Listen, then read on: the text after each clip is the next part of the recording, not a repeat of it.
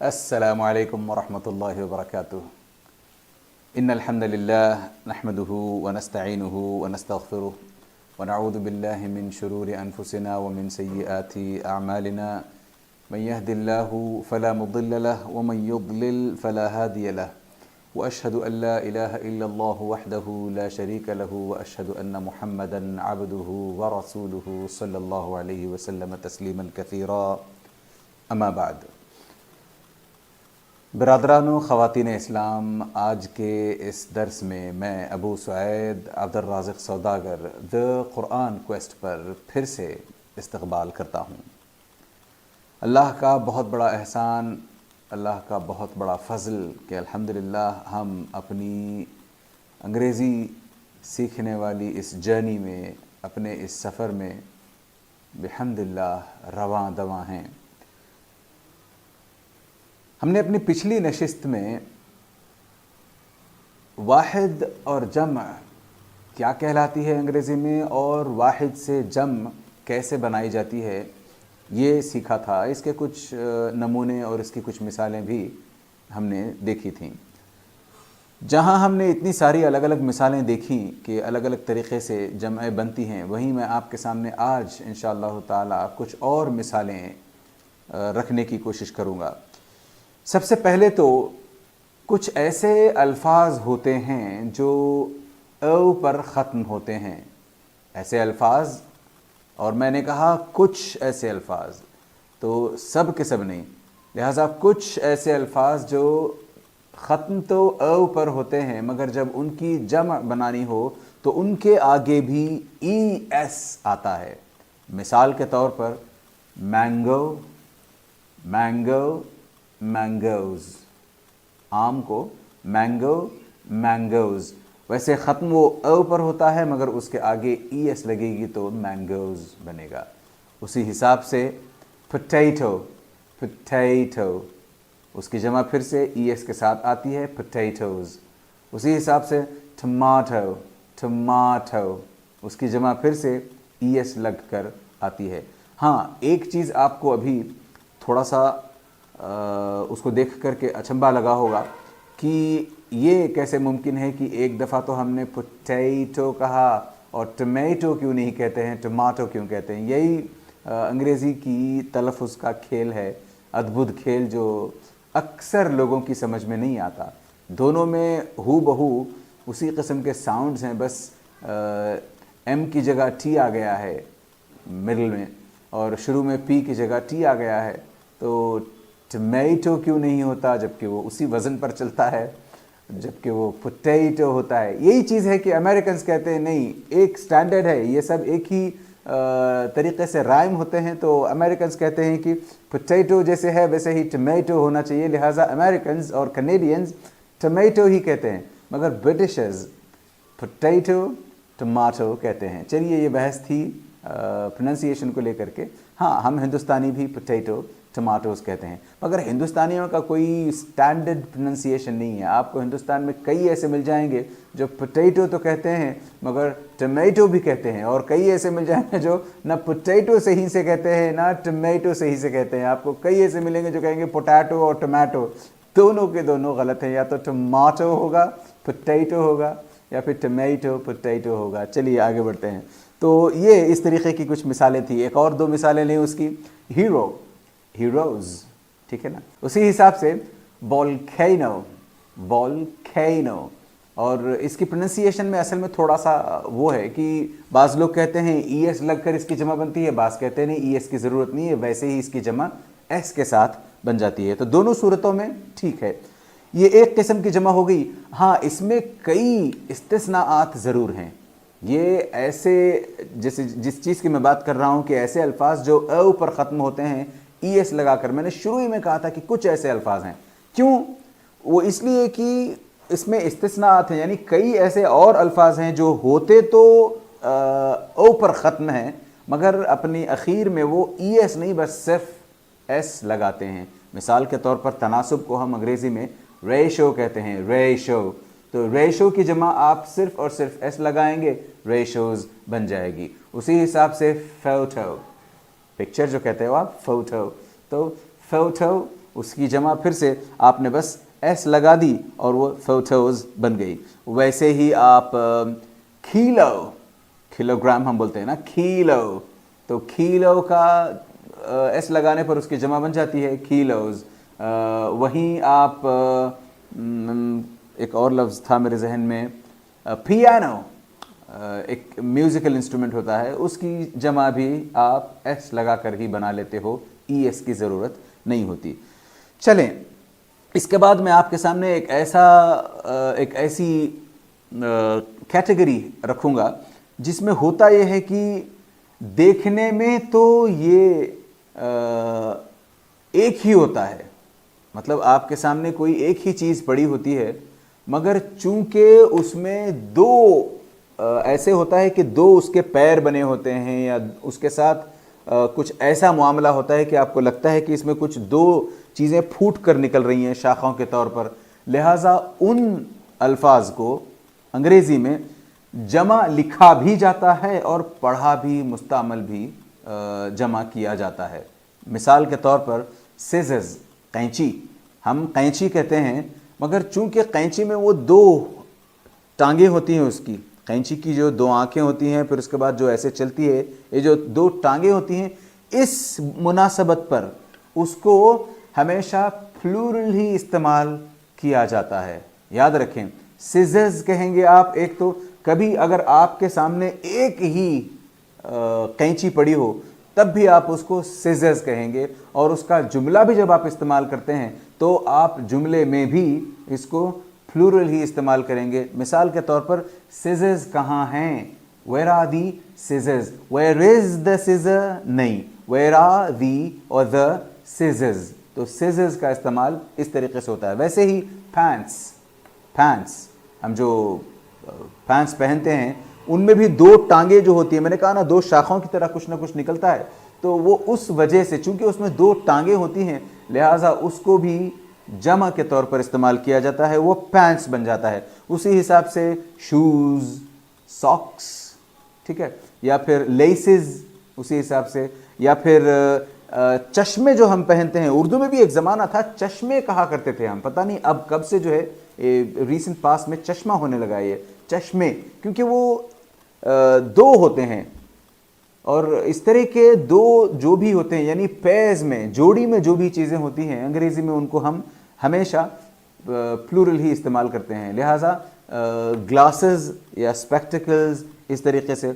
वैसे ही gloves, gloves आप जो पहनते हो, ग्लव्स वो, या फिर जीन्स, जीन्स पैंट्स जो होते हैं, जीन्स, या फिर वो अगर भले ही आपका डेनिम का कुर्ता हो, वो जीन्स अगर कहलाता है तो उसको जीन नहीं कहेंगे, वो हमेशा ही प्लूरल ही मुस्तअमल होता है। तो ये थे कुछ ऐसे अल्फाज जो हमेशा ही प्लूरल मुस्तअमल होते हैं। वहीं कुछ ऐसे अल्फाज मैं आपके सामने रखूँगा जो देखने में तो प्लूरल लगते हैं मगर हमेशा सिंगुलर इस्तेमाल होते हैं, ठीक है ना। अभी मैंने आपके सामने जो किस्म रखी थी वो क्या थी कि देखने में भी प्लूरल लगते हैं, मुस्तअमल भी प्लूरल होते हैं। यानी सिज़र्स जब हमने लिखा था तो उसके आगे एस लिखी थी, पैंट्स जब लिखा तो उसके आगे एस लिखी थी हमने। तो वैसे ही एक ऐसी किस्म है जो देखने में तो प्लूरल लगती है मगर उसका इस्तेमाल हमेशा सिंगुलर होता है। मिसाल के तौर पर न्यूज़, न्यूज़ अखबार हम कहते हैं उर्दू में, ये और बात है, मगर न्यूज़ जब हम कहते हैं अंग्रेज़ी में तो उसको हम हमेशा सिंगुलर ही इस्तेमाल करेंगे। मिसाल के तौर पर no news is good news, ठीक है ना, तो न्यूज़ इसी तरीके से इस्तेमाल होता है। वैसे ही एथलेटिक्स, एथलेटिक्स एक गेम का या फिर एक स्पोर्ट्स का नाम है एथलेटिक्स, तो उसको भी देखने में तो एथलेटिक्स एस लगाया है आपने उसके आखिर में, मगर उसको हम प्लूरल ही इस्तेमाल करेंगे। वैसे ही स्नूकर्स, बिलियर्ड्स, स्नूकर्स, तो उसके आखिर में भी एस लगता है मगर इस्तेमाल होता सिंगुलर है वो, ठीक है।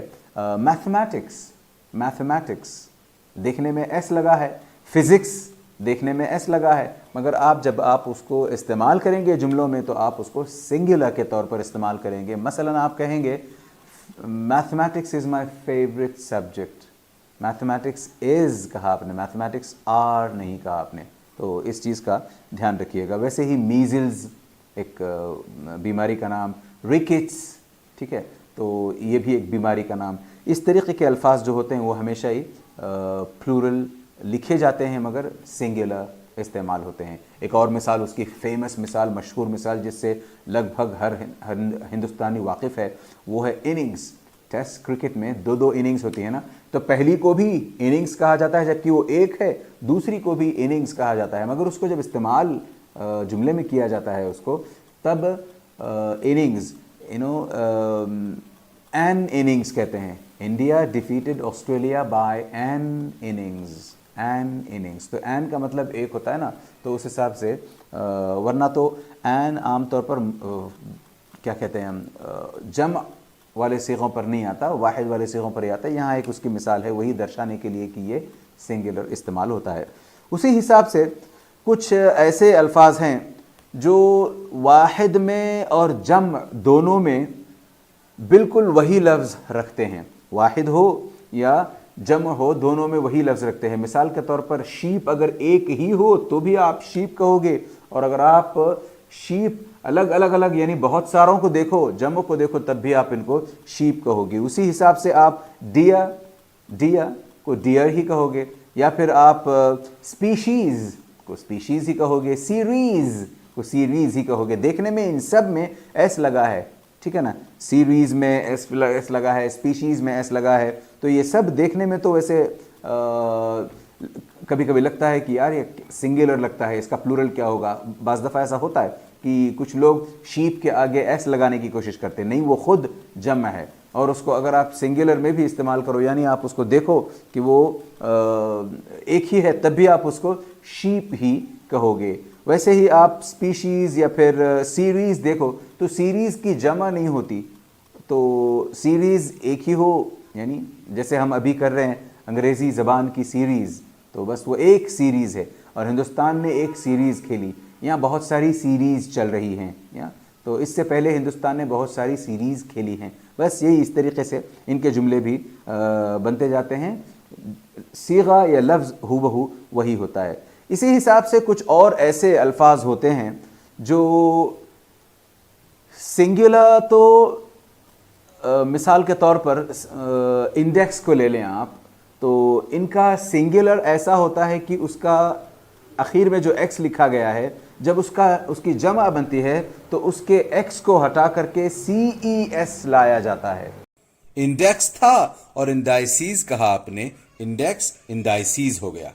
वैसे ही आपके पास फीसिस था, फीसीज हो गया, एक्सिस था, एक्सीज हो गया, या फिर कुछ और ऐसे अल्फाज होते हैं डायग्नोसिस। तो ऐसे अल्फाज में SIS जो होता है आखिर में, उसको SES कहा जाता है। डायग्नोसिस, डायग्नोसीज, ये डायग्नोसिस ना पढ़ें इसको फिर से। और उसकी एक और प्राइम मिसाल उसकी एनालिसिस कहते हैं।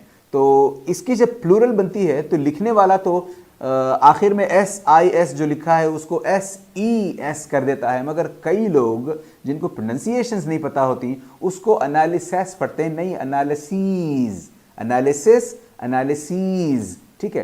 तो ये होता है, ये इस तरीके की कुछ जमे और हो गई। कुछ और जमे होती हैं जिनमें आखिर में ON होता है, तो वो ON बदल करके हट करके A आ जाता है उसके आखिर में। मिसाल के तौर पर फिनोमिनन था तो फिनोमिना हो गया, फिनोमिनन से फिनोमिना हो गया। वैसे ही क्राइटेरियन ION था आखिर में, तो ON और I बल्कि ON हट गया, क्राइटेरिया, तो ON हटता है और A आ जाता है। तो उसी हिसाब से एक और किस्म की जमा बनती है स्टेडियम। अब स्टेडियम में आखिर में UM था तो उसको हटा करके IA लगा दिया जाता है। ये और बात है कि आजकल स्टेडियम की जम S लगा कर भी मुस्तामल है, स्टेडियम्स भी कई लोग कह लेते हैं, विच इज़ एब्सोल्युटली फाइन, क्योंकि अभी ये एक्सेप्टेबल होने लगा है।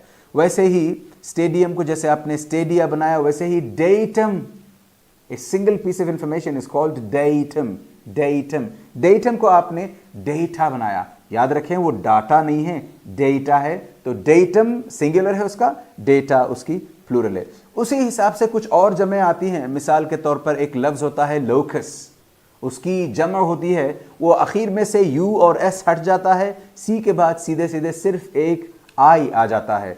यानी आप लोकस कहें तो उसकी जमा हो जाएगी लोसाई, फोकस कहें फोसाई, उसकी जमा बन जाएगी। वैसे ही फंगस कहें फंगाई, कैक्टस कहें कैक्टाई, न्यूक्लियस कहें न्यूक्लियाई। इस तरीके की आपकी जमें बनती चली जाती हैं। वहीं दो एक जमें मैं और बताकर इंशाअल्लाह ताला बात ख़त्म करूँगा। कुछ ऐसे अल्फाज होते हैं जो देखने में तो सिंगुलर लगते हैं मगर हमेशा प्लूरल ही इस्तेमाल होते हैं। मिसाल के तौर पर पोल्ट्री या फिर पीपल, ये दो ऐसे अल्फाज हैं जो देखने में तो इनके आखिर में तो एस नहीं लगी है मगर ये हमेशा जम इस्तेमाल होते हैं। उसी हिसाब से कैटल एक और लफ्ज़ है जो हमेशा प्लूरल ही इस्तेमाल होता है। या फिर आगे चलें, मैं आपके सामने दो एक बातें करके इंशाअल्लाह ताला अपनी बात ख़त्म करता हूँ कि कुछ ऐसे अल्फाज होते हैं जिनको हम कंपाउंड नाउन्स कहते हैं, यानी ऐसे अस्मा जो मुरक्कब होते हैं, एक लफ्ज़ नहीं होता इनका, ये कुछ अल्फाज का मुरक्कब होते हैं।